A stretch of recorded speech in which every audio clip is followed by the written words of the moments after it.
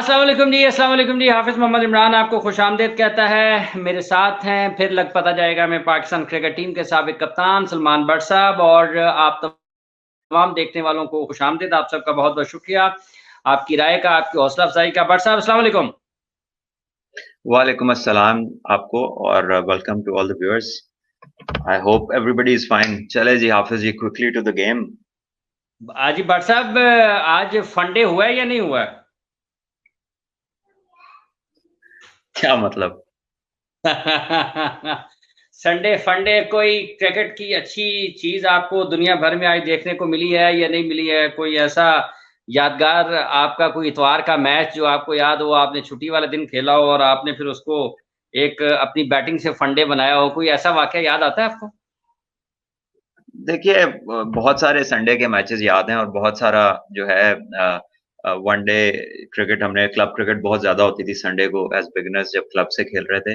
फिर लेटली हुँ, क्लब का कल्चर ऐसा बना के क्लब्स जो है वो उनमें आई सियासत, वो वोटिंग आई। जब वोटिंग आई और उसके बाद फिर क्लब्स की बुकिंग शुरू हुई, क्योंकि उनके पास तो पैसे कमाने का कोई तरीका नहीं था। फिर वो सैटरडे हाँ, संडे बेचने लग गए, क्योंकि दफ्तरों वाले हाँ, ज्यादा पैसे से खरीद सकते थे और उनको सैटरडे संडे की छुट्टी होती थी। फिर हुआ ये कि हाँ, जो स्कूल के बच्चे थे, मेरी तरह के, हुँ, या जो स्टडी करने वाले प्लेयर्स थे, वो तो मैच खेल ही ना सके। वो उनको फिर स्कूल से हुँ, छुट्टी करें तो फिर ही मैच खेलें। अब स्कूल से छुट्टी कौन करवाता है, जब तक अजीब ही हालात ना हो जाएँ। तो हुँ, माशाल्लाह क्लब क्रिकेट ने तो बहुत प्रोग्रेस किया। उन्होंने पढ़े-लिखे को बीच में से निकालने की पूरी-पूरी कोशिश की है, बगैर सोचे-समझे। वो तिक्के कबाबों वाली पार्टियों वाले मैच उन्होंने सैटरडे संडे को शुरू कराए हुए हैं पिछले कोई 8-9 साल से, और उसका ख़मियाज़ा पाकिस्तान की क्रिकेट भुगत रही है। और इसमें ऊपर से लेके नीचे तक सारे क्रिकेट वाले शामिल हैं, उनकी आँखों के सामने ये हुआ है। और जब उन्हें पता चलता है तो वो कहते हैं, "ओए देखो, देखो यार, ये तो सैटरडे संडे का मैच ही नहीं है।" भई सो रहे हो और चला क्या रहे हो यहाँ पे? आगे चलें आप जी, ये दूसरी बातों ने अच्छा किया जी, आगे डॉक्टर हमें। साहब, आज केकेआर का और सनराइजर्स का मैच था और केकेआर ने अपनी जो कैंपेन है, जो इस मुहिम है आईपीएल के इस एडिशन की, उन्होंने फातिहाना आगाज़ इसका किया है, 187 रन बनाया और 177 तक महदूद रखा उनको। किस तरह से आप इसको देखते हैं? जब हम इस मैच को मजमूई तौर पर आप इसका एक तज्ज़िया पेश करें, फिर हम इसको आगे चलकर जो इनफरादी तौर पर खिलाड़ियों की कारकर्दगी है, त्रिपाठी के रन्स नज़र आते हैं, हमें नीतीश राणा के रन नज़र आते हैं। इसी चीज़ को फिर आगे लेकर बढ़ते हैं। भुवनेश्वर बहुत अच्छी बॉलिंग की, बहुत किफ़ायती बॉलिंग की उन्होंने जब वो इंडिया के लिए खेल रहे थे, अभी हाल ही में इंग्लैंड के खिलाफ। लेकिन यहाँ पर उनको पहले मैच में आज 4 ओवर्स में 45 रन्स हुए हैं। तो इनफरादी तौर पर भी हम खिलाड़ियों की कारकर्दगी पर बात करते हैं, अगर आप मजमूई तौर पर एक इसका तज्ज़िया पेश करें। बात ये है कि मैं इस मैच पे बात तो करने लगा हूँ। अब इसमें तारीफ़ के काबिल बहुत सारी चीज़ें हैं, जैसे राणा की जो इनिंग है, राणा बहुत खूबसूरत खेला, बड़े अच्छे स्ट्रोक्स उसने खेले, स्कोर्ड 80 रन्स ऑफ 50 हुँ, समथिंग, 56 बॉल्स में भी, और उसके साथ बैटिंग की राहुल त्रिपाठी ने पार्टनरशिप की, उसने भी 53 रन्स किए 29 बॉलों पे, और ये पार्टनरशिप थी जिसने प्लेटफ़ॉर्म सेट किया नाइट राइडर्स के लिए और उनको एक ऐसा लॉन्च पैड दिया। लेकिन जितना उस पार्टनरशिप ने अच्छा किया था, वो लॉन्च पैड उस तरह सक्सेसफुल नहीं हुआ, क्योंकि मॉर्गन भी जल्दी आउट हो गए और रसल, जिनसे उनको उम्मीद थी कि ये लोग आएँगे और एक बड़े टोटल की तरफ अराउंड 200 प्लस जाएगा, लेकिन वो हुँ, उस तरह, क्योंकि आउट हो गए आके, वो एक्सपेक्टेशन पूरी ना हो सकी। फिर दिनेश कार्तिक ने जिस तरह के इनिंग्स का एंड किया, उन्होंने 22 रन बनाए और बड़ा ज़बरदस्त एंड किया, 2 छक्के भी लगाए उसने, 1 छक्का और 2 चौके शायद उसने लगाए, तो वहाँ पर ज़रूरत थी। सो ही प्लेड लाइक 200 प्लस का स्ट्राइक रेट था उसका, तो ये एक गुड इनफ टोटल था। लेकिन यहाँ पे पूछना ये था सनराइज़र्स की बैटिंग देख के कि उनके कप्तान ने क्या सोच के पहले फील्डिंग ली है टॉस जीत के। हुँ। क्योंकि जिस टीम के 5वें नंबर का बैट्समैन जो है, वो मोहम्मद नबी ने अगर आके 5वें पे बैटिंग करनी है, मोहम्मद नबी ने, जो अफ़गानिस्तान के हुँ, एक off spinner batting allrounder. Allrounder, मतलब ऑफ स्पिनिंग ऑलराउंडर है, बैटिंग भी डिसेंट करते हैं।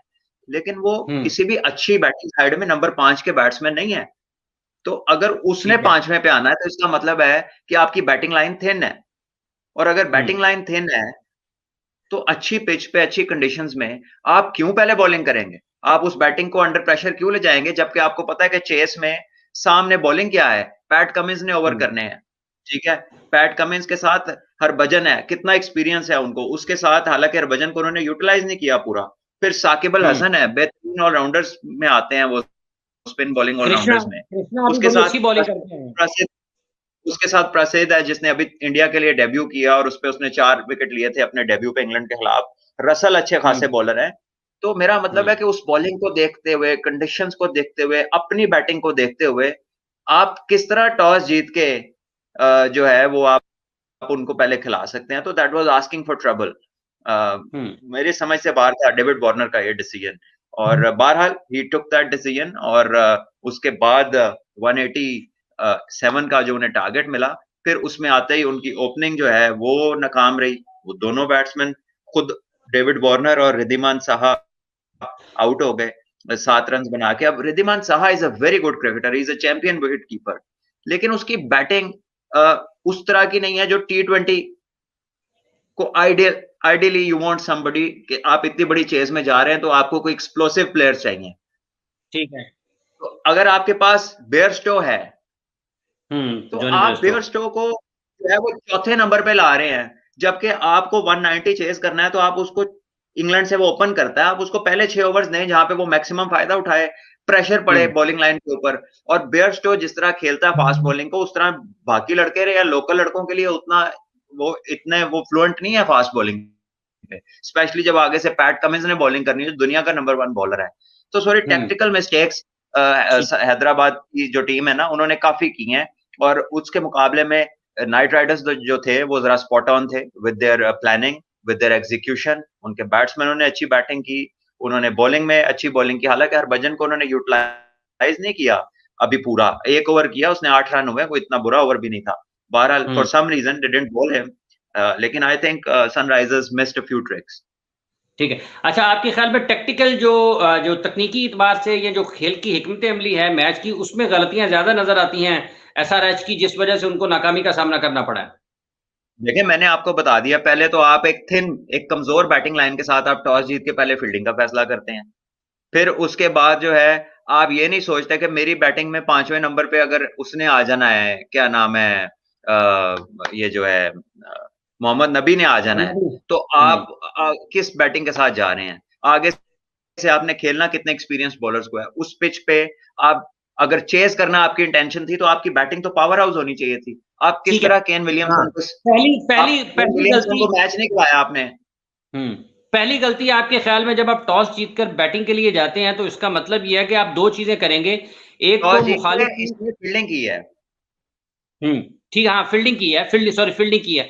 तो आप 2 चीजें करते हैं, एक ये कि आप मुखालिफ को कम रन्स पर आउट करते हैं, दूसरा ये कि आपकी बैटिंग में इतनी जान है कि आपको 170, 80, 90 या इससे ज्यादा का हदफ मिलता है तो आप उसको हासिल कर सकते हैं। ये दोनों चीजें, इन दोनों चीजों में कमी नजर आती है। फिर मतलब उल्ट काम किया है, बैटिंग कम खिलाई है, बॉलिंग भी कोई ऐसी नहीं थी कि जिसने थ्रेटन करना था। एक भुवनेश्वर कुमार था, ठीक है, राशिद खान था, चलो 2 तो बेहतरीन बॉलर हो गए। बाकी नबी जो है वो एक डिसेंट बॉलर है, बट वो ऐसा बॉलर तो नहीं है जो आउट कर देगा टीम को, कोई 4 आउट कर देगा आपको, ठीक है। और उसके अलावा जो यंगस्टर्स थे, आप उनके ऊपर इतना, अब संदीप शर्मा बहुत अरसे से IPL खेल रहे हैं, ये अंडर-19 वर्ल्ड कप भी खेले थे इंडिया के लिए, तो इनका बड़ा अच्छा इनस्विंग होता है, बट वो कोई out and out fast bowler नहीं है। वो किसी बैटिंग साइड को डिस्टर्ब नहीं कर सकते। ऑन अ वन रोजी day, a day which is made for him, हो सकता है वो ऊपर से नए बॉल पे 2-3 आउट करते हैं, बट दैट्स अबाउट इट। इससे ज्यादा मुश्किल है उनके लिए कोई इफेक्टिव साबित होना। नतारंजन जो इंडिया के लिए खेले हैं वो भी खेल रहे थे, बट जब आप चांस पे जाते हैं ना, फिर दूसरी टीम अगर सियानी हो तो वो आप पे कैपिटलाइज करती है। जो राणा ने और उसने त्रिपाठी ने किया, बहुत अच्छी पार्टनरशिप थी, कैलकुलेटेड क्रिकेट खेली, ऑल फॉल नहीं मारी। जब एक शॉट लगती थी अगली बॉल पे सिंगल कर लेते, तो लेफ्ट एंड राइट का कॉम्बो भी था। तो बॉलिंग को मौका भी फिर होता, मुश्किल उनके लिए हो जाता है ऐसे मौके पे अपनी लाइंस को मेंटेन करना, जब लेफ्ट और राइट कॉम्बिनेशन खेल रहा हो। तो बड़ी बेसिक गलतियां डेविड वार्नर से हुई हैं एज अ कैप्टन। अच्छा, इसकी कप्तानी के ऊपर हम आगे चलते हैं, मजीद भी बातचीत करते हैं सलमान भाट साहब। लेकिन ये जो आज दोनों ने पार्टनरशिप लगाई है, राणा ने और त्रिपाठी ने, इन दोनों के जब हम इनकी फर्स्ट क्लास क्रिकेट को देखते हैं तो यहाँ पर बड़ा अच्छा एक्सपीरियंस नजर आता है। लगभग मेरा ख्याल है कि 35-40 के करीब ही, 30-35 से ज्यादा, 30-40 के दरमियान में मैचेस उसके हैं राणा के, और त्रिपाठी के जो मैचेस हैं वो 44 फर्स्ट क्लास मैचेस उनके नजर आते हैं। 38 लिस्ट ए के मैचेस हैं, 86 की उनकी T20 की मैचेस हैं। तो ये तो फिर एक सॉलिड बैट्समैन की हैसियत से, जिसको एक अच्छा एक्सपीरियंस है, और जब आप एक्सपीरियंस के साथ आते हैं तो वो फिर फर्क नजर आता है। तो ये आपको लगता है फिर जहां पर एक तरफ उनको थोड़ी निस्बतन कमजोर बॉलिंग का सामना था, वहां पर एक्सपीरियंस उनके पास था जिसको उन्होंने फायदा उठाया उसका। देखिए जो जो आप जिस तरह के भी प्लेयर हैं, अगर आप इन बैट्समैनों को देखें तो ये कोई स्लॉगर्स नहीं है, ये प्रॉपर बैट्समैन है। उनकी जो शॉट में फिनिशिंग है, जो उनकी एग्जीक्यूशन है स्ट्रोक मेकिंग की, वो आपको बताती है कि ये लड़कों ने लंबी क्रिकेट खेली हुई है, इनके पीछे कुछ मैचेस स्टैंड करते हैं। तो जब थिंग्स को डेवलप करना होता है या पार्टनरशिप लगानी होती है, तो the way you go about your batting it tells कि आप कितनी क्रिकेट खेले, आपका तजर्बा क्या है, आपका मेंटल लेवल क्या है व्हेन यू बैट। आप किस तरह अपनी इनिंग्स को उस फेज में लेके जाते हैं जहां पे टीम को जो जरूरत होती है, उसको फेज को किस तरह आप डील करते हैं, किस तरह आप प्लान करते हैं और किस तरह आप एग्जीक्यूट करते हैं अपनी इनिंग्स को, जो रिक्वायरमेंट होती है। तो वो शो हो जाती है एक्सपीरियंस जो क्रिकेट का, जैसे आपने जिक्र किया ना कि इतने लिस्ट ए मैच है, इतने फर्स्ट क्लास के मैच है, इतने T20 के। अब यही चीज लैकिंग है ऑन दी अदर साइड कि जब कोई नया प्लेयर जिसने डोमेस्टिक इतनी ज्यादा नहीं खेली होती, वो जब ऐसी सिचुएशन में जाता है, एट टाइम्स वो ओवर एक्साइट हो जाता है, एट टाइम्स थोड़ा अंडर प्रेशर हो जाता है। ये चीज बैलेंस करने के लिए आपकी जो डोमेस्टिक एक्सपीरियंस है, वो लंबे मैचेस खेले हों, वो आपको हेल्प करते हैं, क्योंकि उसमें आप सारी सिचुएशन से डिफरेंटली डील करते हैं। अच्छा बट साहब, जब ये आप बात करते हैं कि स्लॉगर्स नहीं है, आप इसके ऊपर शिद्दत से बात करते हैं, दोहराते हैं उसको कि आप ये स्लॉगर्स नहीं है, ये स्लॉगर्स नहीं है, ये प्रॉपर क्रिकेटिंग शॉट्स खेलते हैं, तो दुनिया में इन दिनों सबसे ज्यादा जो बात सुनी जाती है, बिलखुसूस हम पाकिस्तान में तो बहुत ज्यादा सुनते हैं कि strike rate, strike rate, strike rate.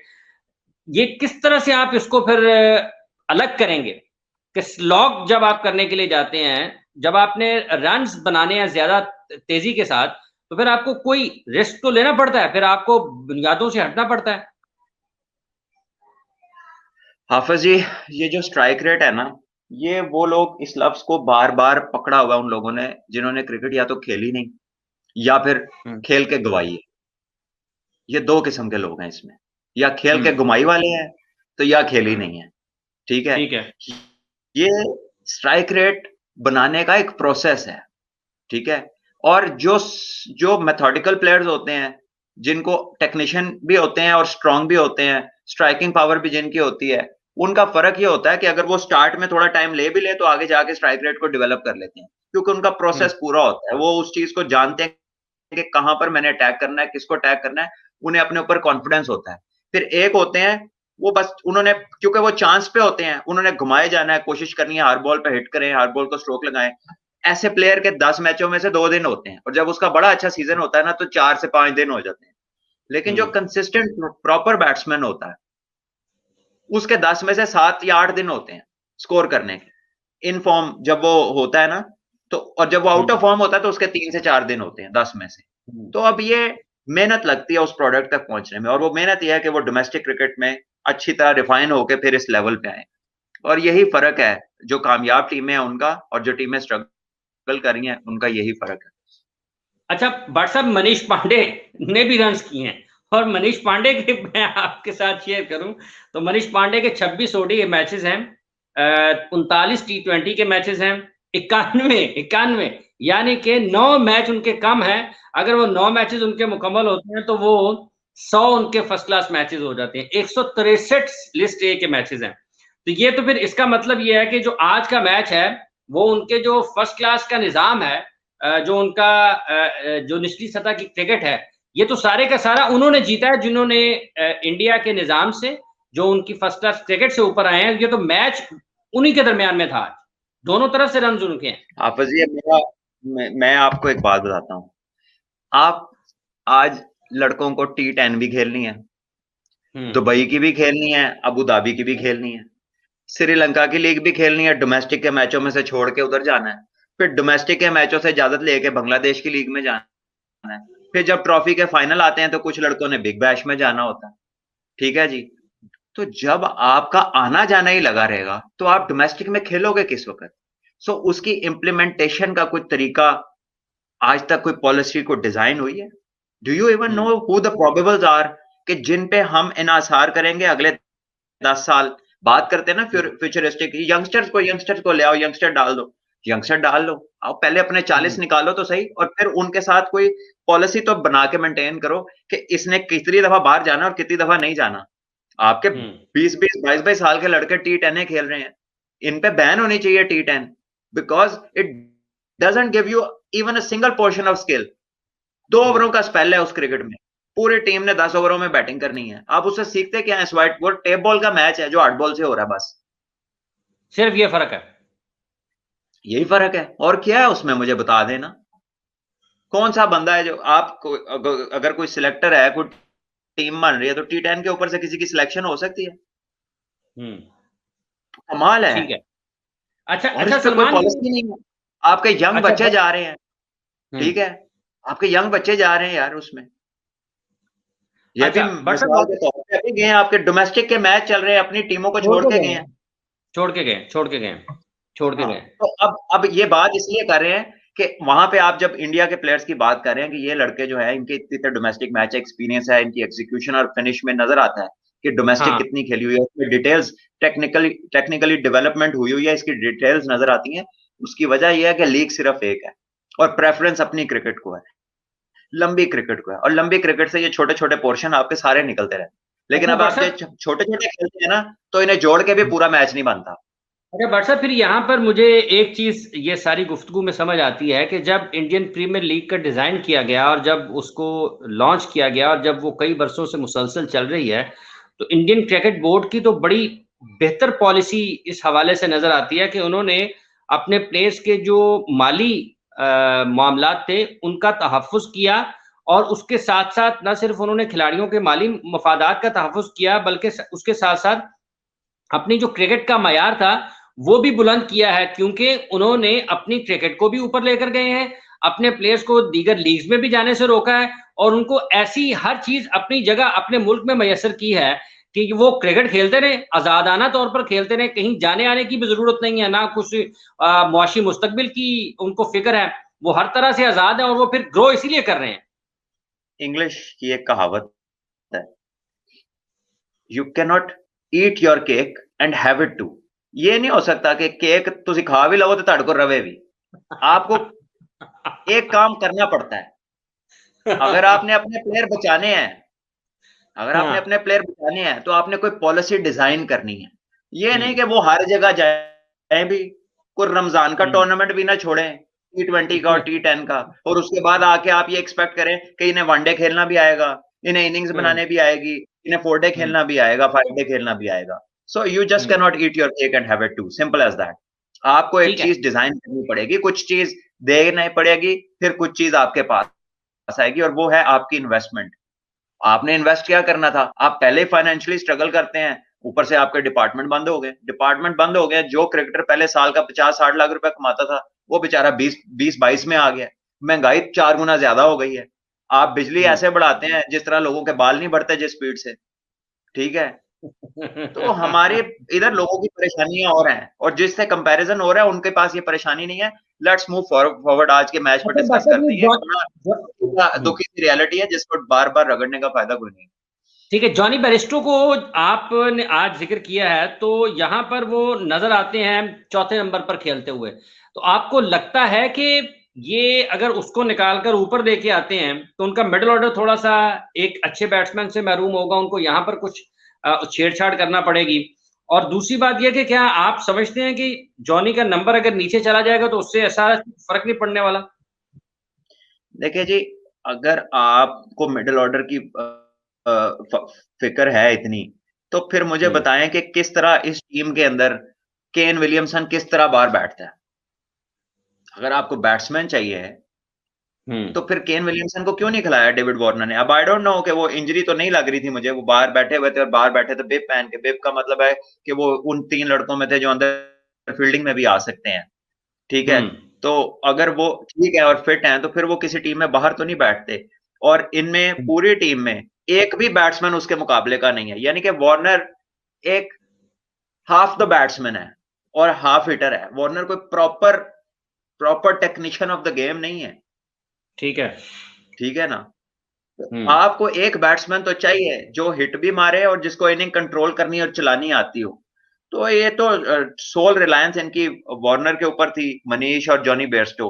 इसके अलावा अगर नबी ने आना है 5 पे, ठीक है, तो मतलब आपके पास बैटिंग नहीं है, ठीक है, तो आप किस तरह आप चेस, और आप ऑप्शनल चेस कर रहे हैं, आप टॉस जीत के चेस पे जा रहे हैं। हाँ ठीक है। तो फिर आपको आपको लगता है कि विलियमसन इस टीम के लिए लाजमो मलजूम है? अगर वो नहीं खिलाएंगे तो उनको इस किस्म के मसाइल का सामना करना पड़ता रहेगा।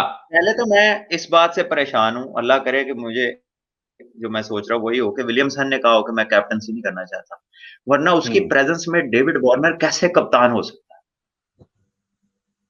है?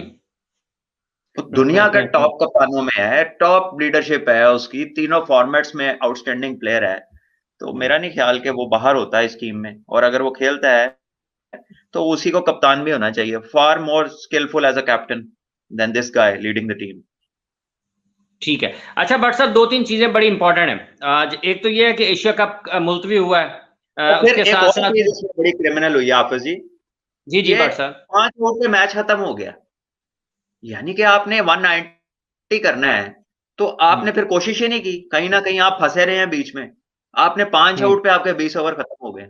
हाँ मतलब और वो अभी आपके अगला wicket batsman, in hand, wickets in हाँ, हैंड है। और अगला बैट्समैन राशिद खान था, वो भी हिटिंग हुटिंग कर लेता है, बट बहरहाल आई डोंट नो, मैंने जो है यही जो बातें आपसे की हैं कि ये कुछ टैक्टिकल एरर्स हैं। Jonny Bairstow in a chase with this batting lineup surely should have opened. ठीक है। अच्छा बट सर, एक तो एशिया कप मुलतवी हुआ है और उसके साथ पीएसएल के शेड्यूल का ऐलान हुआ है। एशिया कप के मुलतवी होने पर जो सबसे बड़ी एक लोगों के लिए जो परेशानी है या जो लोग जिससे मायूस हुए होंगे वो ये है कि पाकिस्तान और इंडिया को आमने सामने देखने से महरूम रहेंगे लोग। तो ये इसको आप किस तरह से देखते हैं? पाकिस्तान क्रिकेट बोर्ड ने आज इसको कहा है कि 222 यानी कि 2022 तक इसको मुलतवी कर दिया गया है, और इसके जो इल्तवा है उसका किस हद तक आपके ख्याल में दोनों मुल्कों के मबैन जो खेलने वाली क्रिकेट है उससे नुकसान होगा? देखिए, पाकिस्तान इंडिया के पहले कौन से मैच होते हैं? कौन से मैच होते हैं? वही जो मजबूरी में खेलने पड़ जाते हैं, ठीक है, हाँ कि जी मजबूरी। खेलना जरूरी है, कोई आईसीसी का टूर्नामेंट आ गया, कोई एसीसी का टूर्नामेंट आ गया, तो चलो ये भी ना सही, ठीक है।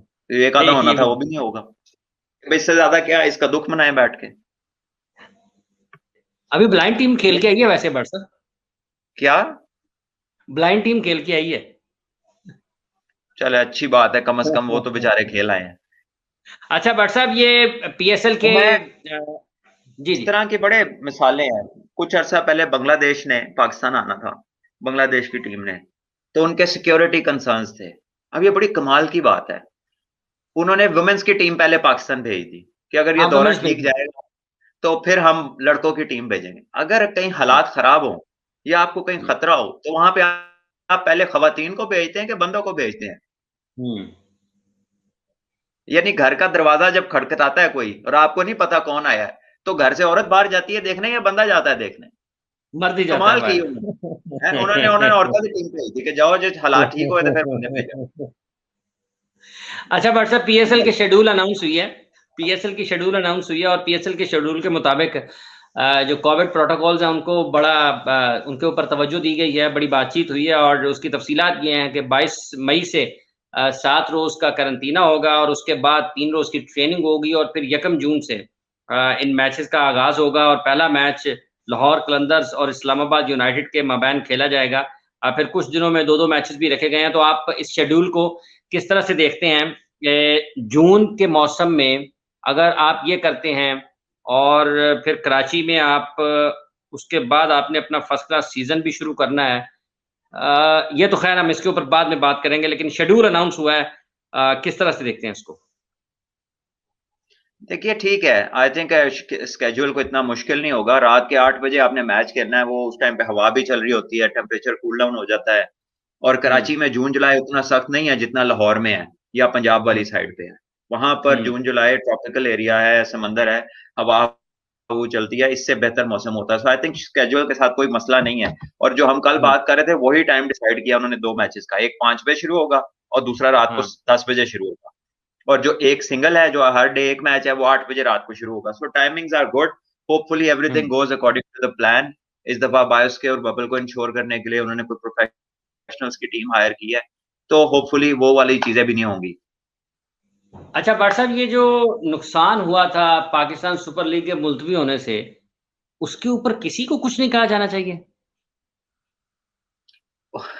और नुकसान किसकी वजह से हुआ, वो जिम्मेदार ठहराने से पहले मुझे लगता है पीएसएल फिर शुरू हो जानी है और खत्म हो जानी है।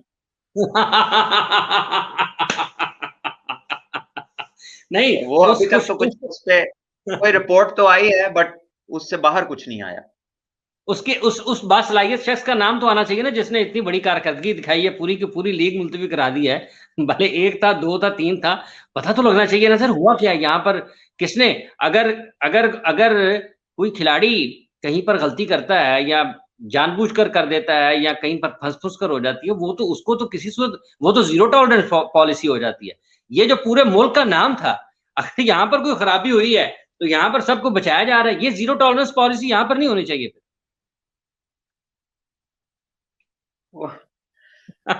यार अब ये we are live, it's a private YouTube channel है, कोई वो तो नहीं है, बात सुनाई भी जा सकती है, लेकिन फिर क्या करें, वो मिसाल ऐसी है। कोई एक बंदा किसी को मना कर रहा होता है ना कि यार ये देखो, ये जो कपड़े हैं ना, ये बड़े कवर्ड पहनने चाहिए, ऐसे नहीं होना चाहिए, और नहीं होना चाहिए, कि इसमें आपको जाहिर नहीं होना चाहिए किस तरह के आप कपड़े पहने। तो वो आगे से बंदा कहता है जी वो आपके बच्चे और आपके घर वाले भी तो यही चीजें करते हैं। वो कहता है उनको तो जचता है, उनको रहने दो। तो ये जो बात है ना कि दूसरे के लिए और है चीज और अपने लिए जचता है, ये वाला कल्चर जो है ना, ये हमें बहुत हर्ट कर रहा है, बड़ा कर चुका है, बहुत करता रहेगा अगर हम इसको नहीं बदलेंगे। कि मेरे लिए और बात है, और जब मैं दूसरे को समझाऊं तो उसके लिए नसीहत है, लेकिन मुझे जायज है। We all we all fall into that category unfortunately, and we are not going towards any correction। हम उसके करेक्शन की तरफ जा नहीं रहे, हमें जाना चाहिए। जो लोग अपनी हालतें नहीं बदलते ना, अल्लाह ताला उनकी हालत नहीं बदलता, ठीक है? अच्छा। तो जब तक हम खुद इनिशिएट नहीं करेंगे, कोई मिरेकल ऐसे नहीं होने लगा। अच्छा सलमान, ये आजम खान ने कुछ वजन कम किया है, एक खबर ये भी है, और चलते चलते ये भी है कि ये उमर अकमल का क्या देख रहे हैं? उनका रिहैब शुरू होना चाहिए, उनको किसी ना किसी तर्ज की क्रिकेट में अब वापसी के लिए कुछ दरवाजे उनके लिए खुलने चाहिए, या फिर अभी उनको और थोड़ा उस जो चकी है उसमें उनको रहना चाहिए? देखिए, बाय लॉ उसकी सजा खत्म हो चुकी है, उसका रिहैब होना चाहिए, ये उसका राइट है। और उसके बाद आपने उसकी परफॉर्मेंस बेस्ड है ना, तो परफॉर्मेंस पे अगर वो परफॉर्म करेगा तो फिर आप उसको खिलाएंगे अगर आपको जरूरत होगी। अगर वो परफॉर्म नहीं करेगा तो फिर आप उसको नहीं खिलाएंगे। ये तो वो बात है जो होनी चाहिए। लेकिन अब होगा क्या, जो आपके दिल में है, अब वो अल्लाह जानता है कि क्या है, क्योंकि आपका हाँ। कानून तो हर एक के लिए हिला हुआ है ना, आमिर के लिए और शर्जील के लिए और मेरे लिए और आसिफ के लिए और किसी और के लिए और, ठीक है ना? तो क्या कह सकते हैं, ये तो दिल की बात है। अब दिल किस पे आए, कब आए, ये तो अल्लाह में पता है। दिल तो पागल है या बच्चा है बरसा? बच्चा भी है और पागल भी है। अच्छा जी, जितने भी लोग इस वक्त हमारे साथ इस लाइव सेशन का हिस्सा हैं, उन सब से ये हम गुजारिश करते हैं कि आप हमारे चैनल को सब्सक्राइब करें और अपने ख्यालात का इजहार करें, जो हम पीएसएल के हवाले से आप तक अपडेट पहुंचाई हैं। और उसके साथ साथ अभी हम आईपीएल पर भी बात कर रहे हैं। कल हम मजीद आईपीएल के मैचेस के ऊपर और जो पाकिस्तान की क्रिकेट से जुड़ी चीज़ें होंगी उस पर भी बात करेंगे। एशिया कप मुलतवी हुआ है, भट्ट साहब ने कहा जी कि पहले हम कौन सा कोई इतने ज़्यादा मैचेस खेलते थे, एक आधा और हो गया और सल्लल्लाहु खैर सल्ला, इसमें और इससे ज़्यादा क्या कहा जा सकता है। आप तमाम लोगों का बहुत शुक्रिया, आपने हमारा साथ दिया और अपने ख्यालात का इजहार किया। कल के और उससे पहले के वीडियोस में कुछ चीज़ें आ रही थी, वो हम कल इंशाल्लाह शामिल करेंगे, नाम लिख के ना, जितने भी हमारे मौजूद नाज़रीन हैं उनके नाम लिख के, उनके जो कमेंट्स। जी भट्ट साहब, जी भट्ट साहब। ये क्लासरूम की तरह ना मुझे हाथ उठाना पड़ता है कुछ कहने के लिए, सो मैंने इस जी भट्ट तरह साहब जी। इशारा किया। एक सेकंड। अच्छा, एक बात तो ये है कि वो जो हम कर रहे थे कि हमारे क्वेश्चंस जो हैं, अगर आप हाँ 3 पर्टिनेंट क्वेश्चंस हमें भेज देना, हमारे हाँ। कमेंट्स में, वीडियो के नीचे कमेंट्स में अगर आप 3 अच्छे सवाल भेज देंगे, जितने भी भेजेंगे उसमें से हम 3 बेस्ट क्वेश्चंस पिक कर लेंगे, तो I will give you a reply on that. और दूसरी बात है कि कुछ प्लेयर्स जो कि बेंच्ड प्लेयर्स होते हैं, लोकल इंडियन प्लेयर्स होते हैं, या उनकी बारी नहीं आती या आती है और वो नए खेलते हैं और फिर आउट हो जाते हैं, जब यहाँ पे आप कमेंट करते हैं उनकी डिटेल्स, तो ऑब्वियसली उनकी डोमेस्टिक हमने नहीं देखी, हमें उनका रिकॉर्ड तभी पता चलता है जब वो आके कुछ करते हैं, तो फिर हम उसको सर्च करते हैं और पता लगता है कि क्या रिकॉर्ड है। इसलिए हम उन लोगों पे कमेंट्स नहीं करते, और जब आप उस पे कोई क्वेश्चन करते हैं, so basically rather than giving a wrong answer, it's better not to answer unless you know something. जब आपको पता होगा तो फिर आप उस पे जवाब दे दें। तो आप काइंडली उतना इंतजार कर लिया करें कि जब तक कोई प्लेयर आए, वो कुछ करेगा, तो then we will discuss about his method, उसकी टेक्निक, उसकी टैक्टिकल स्ट्रेटजी, वो सारी बातें हम कर लेंगे। बट उसकी जो पास्ट है, स्टार्टिंग है, ऑब्वियसली क्योंकि वो डिफरेंट कंट्री है, वो डोमेस्टिक हमें आइडिया नहीं है कि उसमें उसका रिकॉर्ड या जो रिसेंटली उसने किया वो क्या है। तो आएगा ऑन द सीन डेफिनेटली, फिर उसको डिस्कस करेंगे। तो ठीक है। अभी आज के लिए इतना ही। तो इंशाल्लाह यार हाफिज, ये जो मैच है ना, ये बड़ा लेट आईपीएल का खत्म हो रहा है, तो ये टाइम हमारा जो है ना आ जाता है इतना। लोग, अब कुछ लोग चाहते हैं कि जल्दी प्रोग्राम देखें, तो उस पर भी हमें कमेंट्स में ना सजेशन दें कि हम किस टाइम करें। देखिए, अगर हम मैच के दौरान आते हैं तो फिर ऑब्वियसली सब तो मैच देख रहे होंगे। मैच देख रहे होंगे, मैच देख रहे होंगे। इसके ऊपर भी तो लोगों से भी राय लेते हैं और फिर कुछ कोशिश करते हैं कुछ इस हवाले से भी तब्दीली के। ठीक है जी, बहुत बहुत शुक्रिया आप सब लोगों का। अपना बहुत सा ख्याल रखिएगा। कल तक के लिए इजाजत दें, कल आपसे दोबारा मुलाकात होगी। अल्लाह ने के बाद। अल्लाह हाफिज।